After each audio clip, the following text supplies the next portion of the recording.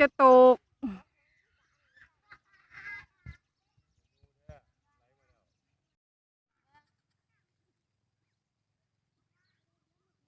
สิโตนศาสตร์กับเวียนมาตกให้นี่เด้อฝนเอ๋ยฝน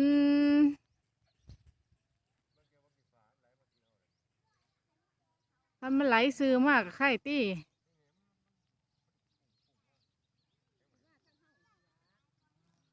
แต่ว่าอารมณ์มันนิ่งอยู่เนาะมันนิ่งอยู่อาจจะตกก็ได้